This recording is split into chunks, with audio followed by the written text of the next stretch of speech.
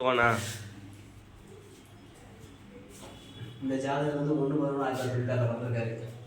இப்போ வயசு 28 வயசு 2 மாதம் 4 நாள் ஆச்சு. புனர்பூசம் 3 மிதுன ராசிக்காரு.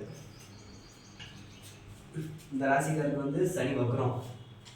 சனி வக்ரம்னா இவர் குடும்பத்தில் பிறந்தபோது ரொம்ப ஏழ்மையான குடும்பத்தில் பிறந்திருப்பார். பிறக்கும்போது ரொம்ப ஏழ்மையாக இருந்திருப்பார். இவர் வளர வளர கொஞ்சம் இவருடைய பொருளாதார வளர்ச்சி கொஞ்சம் கூட்டிகிட்டே வந்திருக்கும். 27 வயசில் இவர் 27 வயசுல வந்து 34 வயசுல டாப்னு அடிச்சு உட்காந்துருந்தார். உட்காந்தவுடனே இவருக்கு வந்து தொழிலில் வந்து நிறைய அடி விழுகும். இந்த 27 வயசு 34 வயசுக்குள்ள ஏகப்பட்ட தொழிலில் லாப நட்டங்கள்லாம் அணிஞ்சு வச்சுக்குவார். 34 வயசுக்கு மேலே அவர் டாப் வந்துடுவார். இந்த ஜாதகம் வந்து 34 வயசுக்கு மேலே வந்து மிகச்சிறப்பாக வளரும். மிகச்சிறப்பாக வந்து 58 59 வயசில் லைட்டாக அந்த ஒரு வருஷத்துக்கு கொஞ்சம் கஷ்டத்தை கொடுக்கும். மற்றபடி இந்த ஜாதகம் வந்து இவர் ஜாதகம் வீட்டில் வந்து குலதெய்வ பட்டு ஒருவர் ஒருத்தருப்பார். இல்லைன்னா காலில் ஒருத்தருக்கு பிரச்சனை இருக்கும். அப்படி இல்லை அப்படின்னா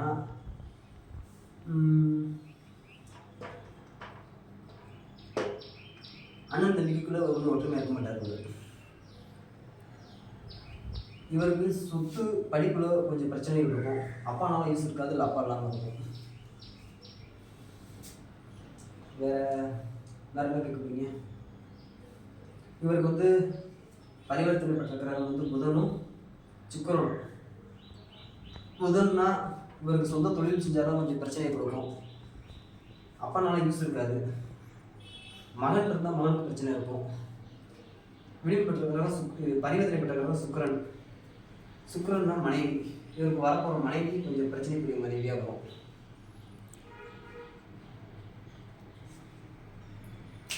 வேற என்ன? இவருக்கு கல்யாணம் எப்போ நடக்கும்னு பார்த்தா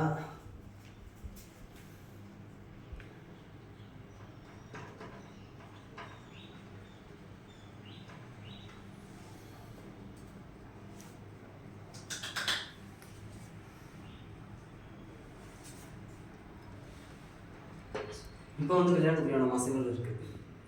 இந்த 2025 கல்யாணத்துக்குரிய மாதம் இருக்குது. வேற என்ன கேள்வி கேட்க போறீங்க? வேற மீடியாக்குள்ள உள்ள போகலாமா? மீடியாக்குள்ள உள்ள போகலாம். சூப்பர். மீடியாங்கிறது சந்திரன்.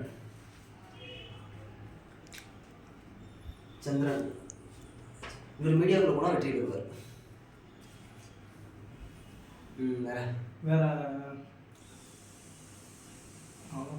அவ்வளோதான்.